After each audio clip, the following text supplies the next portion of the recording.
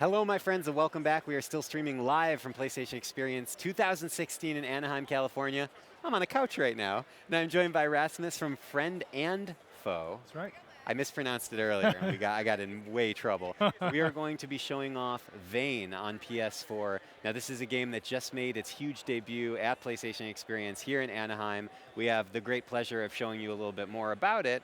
And thank you so much for joining me today. Thank you, thank you. I'm sorry I can't offer you a drink, maybe some good. popcorn, but let's okay. do that later. Do you want to just dive right into the demo? Yeah, why not? Okay, Sure. great. And then maybe as we do, you can tell me a little bit about your good. studio and also what VANE is all about. Sounds good.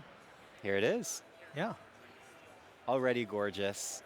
Already something I feel like is right up my alley. Tell me a little bit about, I know you don't want to spoil a lot, but tell me a little bit about what VANE is and what you guys are doing. VANE is an adventure game about exploring a strange world. It's a pretty minimalistic experience, but we're trying to tell an epic adventure through exploration and environmental storytelling, essentially. This is really a story about a place more than it's a story about any specific character. And so at this part of the game, we're starting out and the world is in a very calm and innocent state, where it's mostly a desolate desert place. And you can see some traces of civilization or ruins that used to be here. And you're free to just roam as you please, investigating or exploring to check things out. And how does your team, in something that's so vast and so open, kind of direct a player's attention? Okay. Sorry, folks. We're just shifting down the couch. Sliding back and forth. Yeah, but anyway, as I was saying, tell me a little bit about how you guys kind of direct a player when you want to tell a minimalist story. Right. That is a good question. We're basically trying to let the player find things on their own in the open world that tell him more about the story of the world through the environment and through events that he comes across, and then escalating those and underscoring those with like musical cues and all sorts of things to kind of funnel and bring the story forward. So in this scene here, I'll take you on a little Can you take me on a little tour to something. Yeah, a little guided tour. Yeah. It's gorgeous, but I love the detail of the feathers rippling in the wind. I mean, I feel like that brings such an organic quality to the bird. And I should point out, this is a great time for me to point out that Friend and Foe is, how many? 8 people right now? We are 8 guys in Tokyo. In Tokyo, no less. We have 1 guy in Sweden, but 7 guys in Tokyo. We are 4 Swedes, 2 Americans, and 2 Spanish guys. It's a mixed. And it's a mixed bag, and it's a team in which has a lot of years of experience underneath its belt. Right. I mean, most of us have been in the game industry for quite a long time. Yeah. We come from all over the place. But we another one of those bunch of guys that wanted to do our own thing, so we started doing that, and this is our first game together. Wow. Is it? Yeah. Please go ahead and keep. You can interrupt me anytime to show me stuff, but.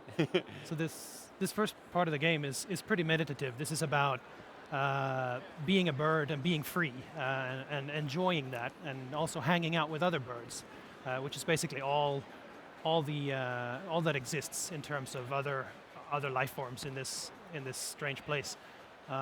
Maybe there's some birds hanging out here. I'm not sure. I guess not. Anyway.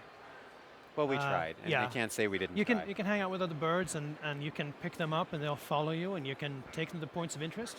And as we know, birds are pretty attracted to things that shine and glimmer.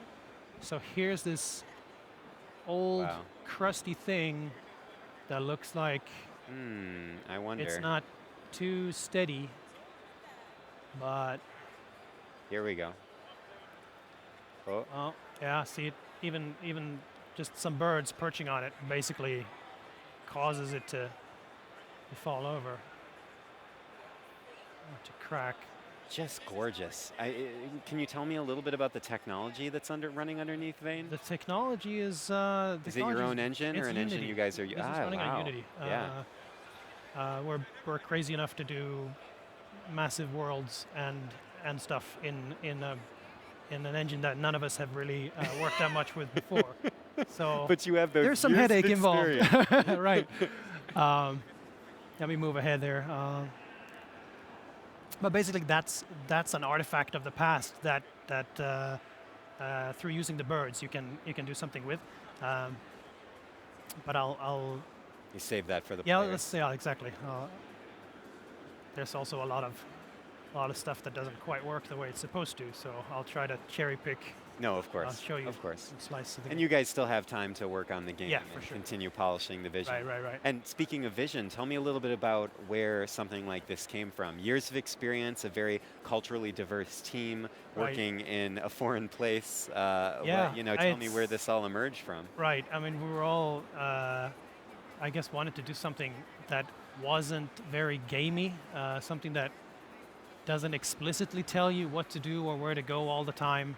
And lately there's been a lot of games that do that successfully, and I think they're gaining appreciation, where that maybe didn't used to exist before. So we felt that there was something that you could viably do. It's really difficult to do. The easiest thing is to make a very gamey game Sure. that has all the It's explicit familiar, info. it's comfortable. Yeah, there's a lot to fall back on, a lot of tried and tested formulas for doing things. But for me, I really like to just let the place speak for itself and just have the atmosphere be the main draw. And you mentioned that there is a duality to this game. I don't know if we Right. want to go So into that. we're gonna get to that shortly. Okay. But both the gameplay and the narrative basically pivot around this transformative catalyst of there's this strange material in the environment that. Oh my God! Look at this environment. This is beautiful in here. There's this strange material in the world, and the story pivots around how that changes both the inhabitants of the world and the world itself. And that's also what. Let me see here. Yep, you got It's to also focus. yeah, exactly. No, it's not that taxing at this point. I mean, it's not a difficult game in that sense. Oh, so here's something really weird happening. Right. So at this point, we cut it short here, and then it's going to skip ahead to something else just to show you something completely different. Okay. But And now for something completely different? Indeed. Okay. Tell me a little bit more about how your team came together, such Right. a diverse group Right. of people. Well, a lot of us were already living in Japan. And Oh, yeah, working yeah. in Japan. So working with games separately. And some of us knew each other from before, and some of us didn't. And some people we hired once we got the company off the ground. So it's really. Oh, here's now this is a different Yeah, look, this is by the something way. else, yeah. Sorry to cut you off. This is a pretty. Let's see here what happens. Oh my gosh. Oh shit. That's not good. Okay, let's go the other way. Holy smokes. The direction you guys have taken this is beautiful. It's just really striking. We just wanted to show that there's more to this game than just desert. you Right. know? The desert part is really the first part, and then as the birds, just like how birds are drawn to glimmering, shining things. The narrative kind of picks up once you've found something of interest, and that kickstarts the narrative. And it could end up in places like this if you're not careful. I mean, how much man-hours and energy goes into creating something that's so, I want to use the term organic because it's constantly moving and it's very layered, but Sure. it also has sort of an inorganic quality. It's very angular and sharp and jagged. Right. So how many man hours? Countless. Well, you don't have to give me an exact number, but like, how does such a small team wrap their minds and their time around something like that? With great effort. I don't know. It just takes a lot of time to first figure out what exactly it is you want to do and try to focus all your ideas in the right place. And once you've done that, I mean, we're all really good at our own specific things. So once we've settled on a goal, we can move pretty quickly towards it.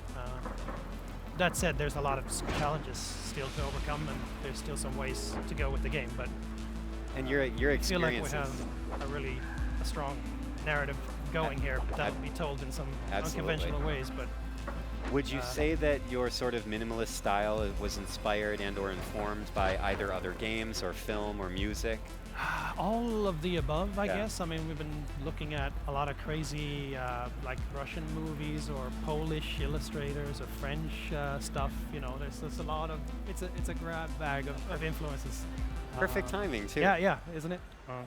So thank you so much, by the way, for joining us. Thank you. And this is, of course, VANE, with friend and foe. That's right. You planned this all out just perfectly in timing. No, I'm so glad that you could be here to talk about VANE, which is coming to PS4 next year. That's right. And I'm so glad you guys were able to have a moment in the spotlight here in Anaheim, California. Yeah. And of course, thank you to everyone who's watching us at home. Thanks a lot. We obviously have a lot more coming to PlayStation Experience 2016, so do not go anywhere. There is a little bit more left to the show. So thank you so much for joining us. Stay with us. PlayStation